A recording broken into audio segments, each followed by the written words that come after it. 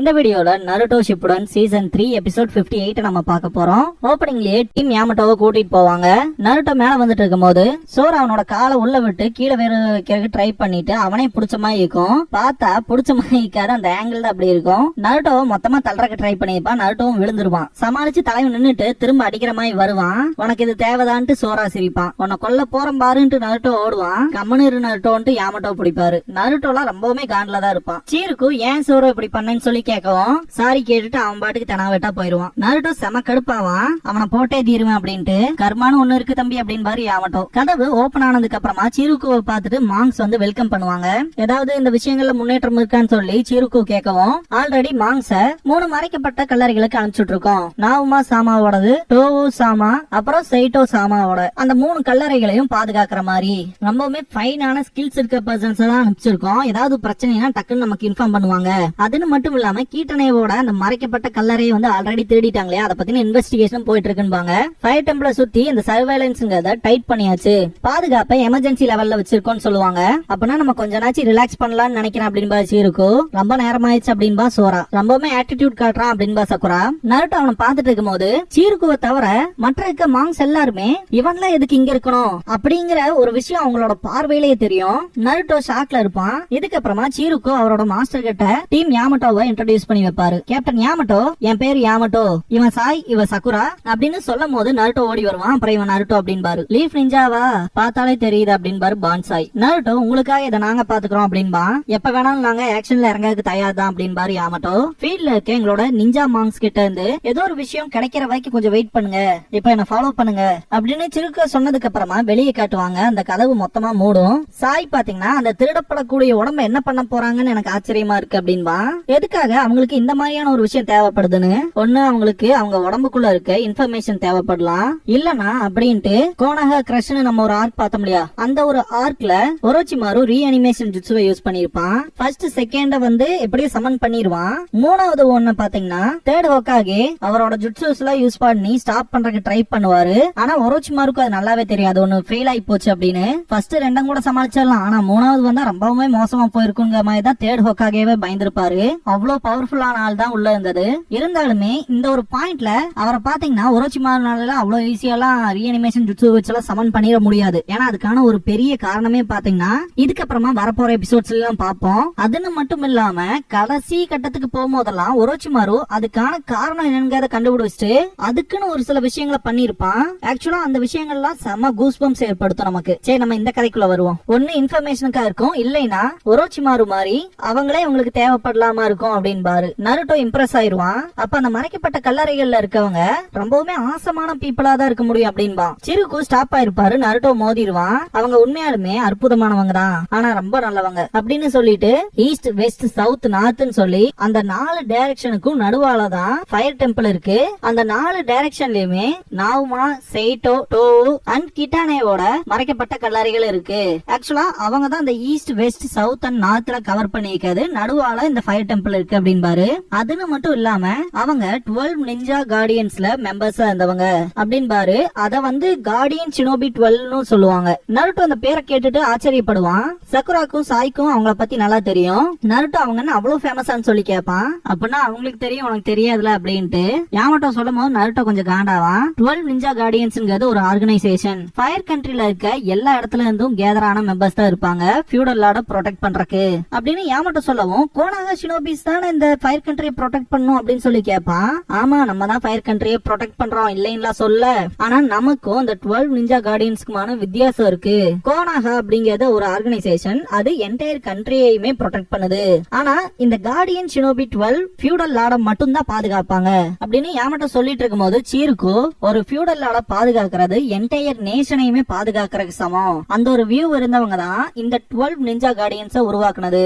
அப்ப நான் இளமையா இருந்தேன், ஃபயர் கண்ட்ரிக்காக கண்ட்ரிக்காக உயிரையும் தியாகம் பண்றதுக்கு தயாரா இருந்தேன். அப்புறமா 12 நிஞ்சா கார்டியன்ஸ்ல சேர்ந்தேன், எதையும் தவிர்க்காம அப்படின்னு சொல்லும் போது சக்குரா நீங்களும் அதுல இருந்தவரான்னு கேட்க வரும்போது ஒரு காலத்துல அப்படின்றவாரு சீருக்கு. யாமட்டோ ஆசுமா சென்சேவும் அந்த 12 நிஞ்சா கார்டியன்ஸ்ல இருந்தவர் தான் அப்படின்பாரு. அவன் இப்ப எப்படி இருக்கான்னு சொல்லி கேட்பாரு சீருக்கு. நருட்டோ ஆக்சுவலா அவர் செம்மையா இருக்காரு, அன்னைக்கு கூட எனக்கு ட்ரைனிங்கான ஒரு சில ஹெல்ப் எல்லாம் பண்ணாரு அப்படின்ட்டு எக்ஸைட் ஆவான். இத கேட்டா சீருக்கு சந்தோஷப்படுவாரு. அப்ப இந்த விஷயத்தை பொறுத்த வரைக்கும் உங்களுக்கும் ஆசுமா சென்சேக்கும் இந்த ஒரு விஷயம் பர்சனல், உங்க ஃப்ரெண்ட்ஸோட சவங்களை தேடி இருக்காங்க இல்லையா அப்படின்னு சாய் சொல்லும் போது எல்லாருமே சீருக்குவை பாப்பாங்க. அவங்க 4 பேருமே சின்ன வயசுலயே இறந்துட்டாங்க, லேண்ட் ஆஃப் ஃபயர்க்காக தங்களோட உயிரை தியாகம் பண்ணவங்க அப்படின்னு சீருக்கு சொல்லும் போது பாஸ்ட காட்டுவாங்க. இதுதான் ஆசுமா சென்சே, பாக்க எப்படி இருக்கான்னு கமெண்ட் பண்ணுங்க. இந்த பாயிண்ட்ல சீருக்கு சொல்ற விஷயமே என்னவா இருக்குன்னா, அந்த ஒரு 12 நிஞ்சா கார்டியன்ஸ்ல இருக்க ஒரு 6 பேத்துக்கு மட்டும் ஒரு விதமான கூப் டேட்டாட்ங்கிறது ஐடியாலஜி வந்துச்சு அப்படின்பாரு. அவங்களோட அந்த ஒரு ஐடியாலஜி என்னவா இருக்குன்னா, மொத்த நேஷன்ஸுமே ஒன்னாக்கி லேண்ட் ஆஃப் ஃபயரோட ஃபியூடல் லார்ட் எல்லாத்தையுமே ஆளணுங்கிறது தான். இந்த கூப் டேட்டாட் அப்படின்னா ஒரு பர்சன் இல்லைன்னா ஒரு குரூப் பாத்தீங்கன்னா மொத்த பவரையுமே எடுத்துக்கிறதுக்காக ஒரு கண்ட்ரியை மாத்துறதோ இல்ல அந்த ஒரு ஓன் ஐடியல்ஸ் அவங்க மேல கட்டாயப்படுத்தி செலுத்துவாங்க இல்லையா, சோ அந்த மாதிரியான விஷயத்தான் கூப் டேட்டாட்னு சொல்லுவாங்கன்னு சாய் வந்து நருட்டோக்கு எக்ஸ்பிளைன் பண்ணுவான். எனக்கு ஆல்ரெடி தெரியும் அப்படின்பா நருட்டோ, ஆனா அவனுக்கு தெரியாதுங்கிறது அவனுக்கு நல்லாவே தெரியும். சீருக்கு பாத்தீங்கன்னா இந்த 12 நிஞ்சா கார்டியன்ஸ்குள்ள சில சலசலப்புகள் ஏற்பட்டுச்சு. அந்த வகையில பாதி பேருக்கு லேண்ட் ஆஃப் ஃபயரோட ப்ரொடெக்ஷன்ங்கிறது மற்றவங்க கையில இருக்க கூடாதுங்கிற ஒரு ஆதங்கம் இருக்கும். மற்ற 6 பேர் அதை எதிர்த்திருப்பாங்க. இத பத்தி சீருக்கு சொல்லிட்டு இருக்கும் போது நருட்டோ அப்படின்னான்னு சொல்லிட்டு எந்திரிப்பான். அதுக்கான அர்த்தம் லேண்ட் ஆஃப் ஃபயரை லீஃப் கைகளுக்கு ஒப்படைக்க முடியாதுங்கிறது தான் அப்படின்பாரு யாமட்டோ. அவங்களுக்கு தேவையான விஷயங்களை அவங்களோட மிலிட்டரி பவர் மூலமாவே சென்ட்ரல்ல இருந்து ஹேண்டில் பண்ணிக்கலாம் அப்படிங்கறதுதான் அப்படின்பாரு யாமட்டோ. நருட்டோ இதெல்லாம் மன்னிக்கவே முடியாதது அப்படின்னு கத்திட்டு இருப்பான். சக்குரா பயங்கர கடுப்போட நருட்டோ வாய மூடு அப்படின்பா. தலைவன் கம்மனுக்கு வந்துருவான். சீருக்கு நீங்க சொன்னது கரெக்ட் தான், கோனஹா வில்லேஜ கை விட்டுட்டு மொத்த மிலிட்டரி பவரையுமே ஃபியூடல் லார்டோட கண்ட்ரோல்ல இருக்க மாதிரி பாத்துக்கலாம்ங்கிறது அவங்களோட ஐடியா.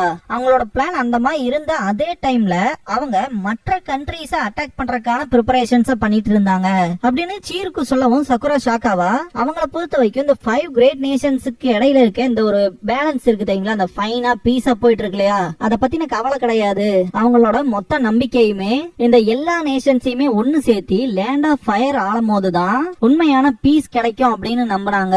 இது சுயநலம் அப்படின்பா சக்குரா. நாங்க எவ்வளவோ பேச்சுவார்த்தையில முடிக்கலாம் ட்ரை பண்ணோம், ஆனா கடைசியில போருங்கிறது போர் தான் அப்படின்பாரு சீருக்கு. இதுக்கப்புறமா என்ன ஆயிருக்கும்னு பாத்தீங்கன்னா, ஃபியூடல் லார்டுக்கு அவங்களோட பிளான்ஸ பத்தின விஷயங்கள்லாம் தெரிய ஆரம்பிச்சிடும். இதுக்கப்புறமா அந்த 6 பேர் தான் பாத்தீங்கன்னா ஆப்போசிட்ல டர்ன் ஆகி நிக்கிறாங்க.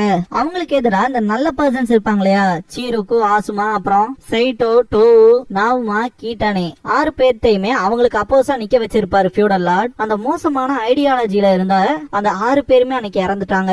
ஆனா கீட்டானே, நவுமா, டோவு, அப்புறம் சைட்டோ அவங்களோட உயிரை தியாகம் பண்ணாங்க அப்படின்னு சீருக்கு சொல்லவும் எதுக்காக அப்படிப்பட்ட ஒரு விஷயம் நடந்துச்சுன்னு வருத்தப்படுவா சக்குரா.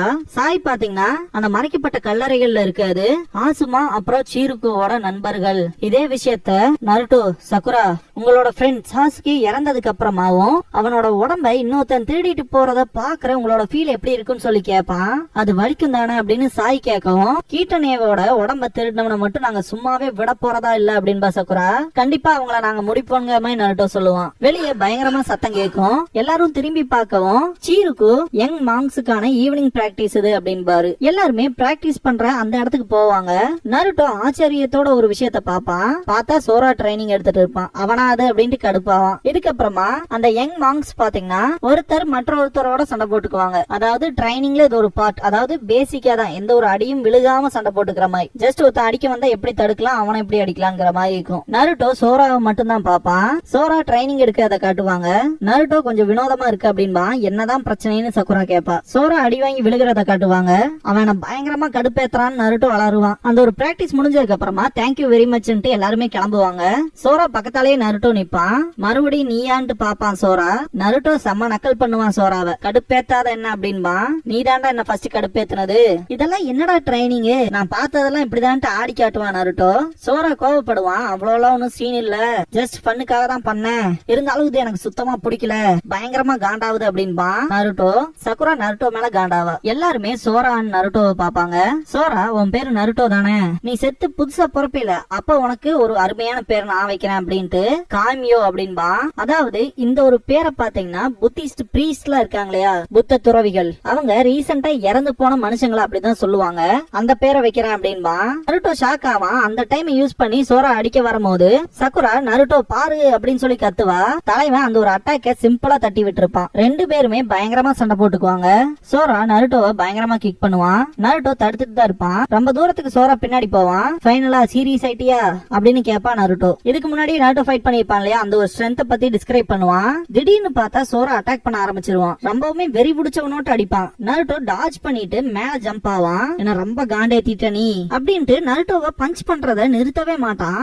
ஏன் இவ்வளவு கோவப்படுற, ஸ்டாப் பண்ணு அப்படின்பா நருட்டோ. சோரா கிட்ட இருந்து கொஞ்சம் விலகி போவான் நருட்டோ. சுத்தி இருக்க எல்லாருமே இந்த விஷயங்களை பாத்துக்கிட்டே இருப்பாங்க. அவங்களோட கண்களை பார்க்கும் போதே அவ்வளவு வெறுப்பு இருக்கும். மறுபடியுமா அப்படின்னு சோரா காண்டாயிட்டு நருட்டோவை அட்டாக் பண்ண போவான். இந்த ஒரு பாயிண்ட்ல நருட்டோ அந்த விஷயங்கள்ல இருந்து ஈஸியா டாஜ் ஆவான். இவனுக்கு என்னாச்சு, இவனோட மொத்த போக்கஸுமே போயிருச்சு அப்படின்னு நருட்டோ பாத்துட்டு இருக்கும் போது அங்க சுத்தி இருக்க துறவிகளோட கண்களை பார்ப்பான். அந்த கண்கள் அப்படின்னு நருட்டோ திங்க் பண்ணும் போதே அவனோட பாஸ்ட் அவன் கண்ணு முன்னாடி வந்து போகும். அதான் சொல்லுவாங்களே, எப்பவுமே அடிப்பட்டவனுக்கு தான் அதோட வழி தெரியும்னு. அந்த மாதிரி சிம்பிளா சொல்லலாம். அப்படிப்பட்ட பார்வையினால நமக்கு என்ன ஆக போகுது அப்படின்னு. ஆனா நீ எல்லாம் ஏன்டா உயிரோட இருக்க, எங்க கூட எல்லாம் ஏன்டா அலையறீங்க மாதிரியான ஒரு பார்வை இருக்கு பாத்தீங்களா, அது ரொம்பவுமே வலிக்கும். இது என்ன பார்த்து அதே கண்கள் தான்ட்டு ஷாக் ஆவான் நருட்டோ. சோரா அடிக்க வரும்போது நருட்டோ கிக் பண்ண போவான். சீருக்கு ஸ்டாப் பண்ணிடுவாரு.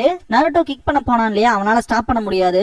சோராவை அடிச்சு அவன் வாயில இருந்து ரத்தமே வந்துரும். காய்மியோங்கிற பேரு உனக்கானது இல்ல போல அப்படின்ட்டு கிளம்பிடுவான் சோரா. இதுக்கப்புறமா சோரா கிணத்துக்கு போவான். அங்க தண்ணி மோந்து முகத்தை கழுவுவான். நருட்டோ உதச்ச இடம் அவனுக்கு வலிக்கும். நருட்டோவோட கணத்துலயும் காயம் பட்டிருக்கும். சாய் நருட்டோக்கு ஹெல்ப் பண்றதுக்கு ட்ரை பண்ணுவான். நருட்டோ அவன் ஹெல்ப்பே வேணாண்டா சாமி குடுறான்னு சொல்லி அவனே அவனுக்கு அந்த அடிப்பட்ட காயத்துல தொடச்சிட்டு இருப்பான். இந்த பாயிண்ட்ல காய்மியோனா என்னன்னு சொல்லி கேட்பான் நருட்டோ. அதுவும் ஒரு வகையில பட்ட பேர் மாதிரி தான், நீ இறந்ததுக்கு அப்புறமா உன்னை ஞாபகம் வச்சுக்கிறதுக்கான பேர் மாதிரி சொல்ல வந்தான் அப்படிங்கிற மாதிரி சாய் சொல்லிட்டு இருக்கும் போதே, சாய் நீ பண்ணுவீல அந்த நிக் நேம் வச்சுட்டு, அது மாதிரி தானா, அப்ப இது ஃப்ரெண்ட்ஷிப்கான அடையாளம் இல்லையா அப்படின்ட்டு சோராவை தேடி போவான் நருட்டோ.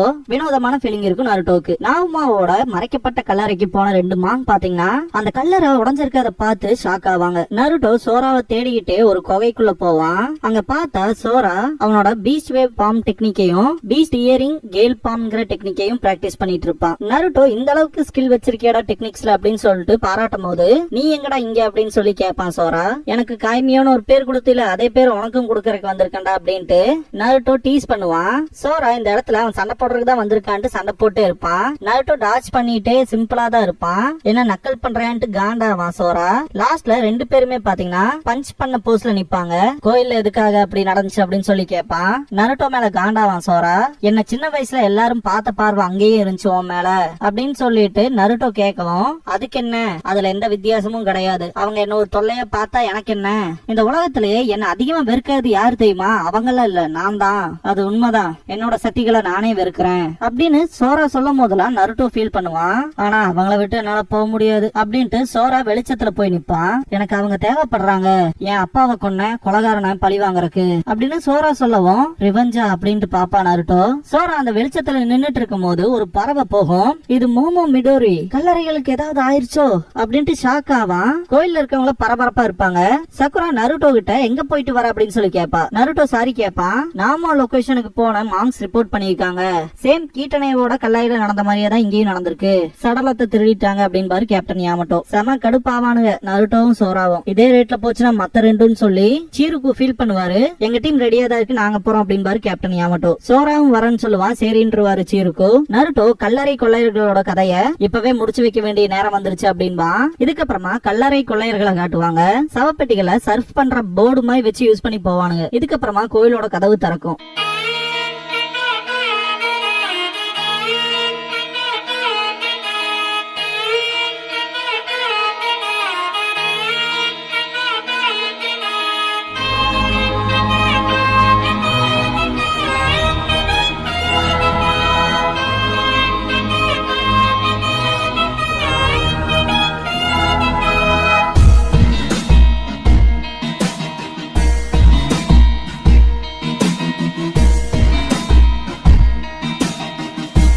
க்ளோசிங் சாங் முடிஞ்சதுக்கு அப்புறமா ஏ நியூ எனிமி அப்படிங்கிற எபிசோட தான் நம்ம அடுத்து பார்க்க போறோம் அப்படின்பா Naruto. Konoha asks anything investigation team அப்படின்னு சொல்லி டைட்டில் போடுவாங்க. நருட்டோவும் சக்குரா வந்து நிப்பாங்க இந்த வாரத்தோட கொஸ்டின் அப்படின்ட்டு. சக்குரா லெட்டர் எடுத்து பார்த்துட்டு அதுல இருக்க விஷயங்களை எல்லாம் படிப்பா. ஃபயர் டெம்பிள பத்தி தெரிஞ்சுக்கணும், அது மூலமா சோரான்கிறவன் போட்டு பொழந்தெடுக்கலாம்லன்னு சொல்லி நருட்டோ நிக்கிற மாதிரி சோரா கால்ல விழுந்து கிடக்கிற மாதிரி டிராயிங் இருக்கும். சக்குரா அதிலேயே கண்டுபிடிச்சிருவா, நீ தாண்டா இதை எழுதுன அப்படின்னு சொல்லி. ஆமான்ட்டு அவனுக்கு அது தேவைதான் அப்படின்பா நருட்டோ. இதுக்கப்புறமா ப்ரொஜெக்ட் பண்ற மாதிரி காட்டுவாங்க. ஃபயர் டெம்பிள் தான் கோனாஹாவோட லார்ஜஸ்ட் நிஞ்சா டெம்பிள். அலங்கார வடிவமைப்புல இருக்க இது ஒரு பழைய கோயில். அதுன்னு மட்டும் இல்லாம செக்யூரிட்டி ஜாஸ்தியா இருக்கும். நிஞ்சா மாங்ஸோட அந்த நாலேஜ்ங்கிறது முனிவர்களோட மாதிரி இருக்கும் அப்படின்பாங்க. சேஜ் அப்படின்னா முனிவன் அர்த்தம். டோட் சேஜ்ன்ட்டு ஜெராய வருவார்ல. இந்த நிஞ்சா மாங்ஸ பொறுத்த வரைக்கும் வெரைட்டி ஆஃப் டெக்னிக்ஸ் பண்ணுவாங்க. சீருக்கு பொறுத்த வரைக்கும் 12 நிஞ்சா கார்டியன்ஸ்ல மெம்பரா இருந்திருக்காரு. அதனால அவரோட ஸ்ட்ரென்த்த பத்தி யாருக்கும் எந்த டவுட்டும் வராது அப்படின்னு சக்குரா சொல்லிட்டு இருக்கும் போது அங்க இருந்த நிஞ்சா மாங்ஸ சில பேர் மொட்டை அடிக்காம இருந்தாங்களே அதுக்கான காரணம் என்னன்னு சொல்லி கேட்பான். ஒருவேளை ட்ரைனிஸா இருப்பாங்களோன்னு சொல்லி சக்குரா சொல்லவும் அடுத்த செகண்டே அவன் இதுக்கு புதுசா அவனுக்கு தேவையான விஷயங்கள்லாம் நான் பாக்குறக்கு போய்க்கிறேன் அப்படின்னு சொல்லிட்டு நக்கல் பண்ணிட்டு நருட்டோ கிளம்பிடுவான். ஒரு வழியா கேட்ட கேள்விக்கான ஆன்சர் கொடுத்துட்டேன்னு நினைக்கிறேன், சரி அப்புறம் பார்க்கலாம் அப்படின்னு சக்குரா கை காட்டுவா. Problem number 4 secret of the fire temple solved அப்படின்னு போட்டு இந்த ஒரு எபிசோட முடிக்கிறாங்க.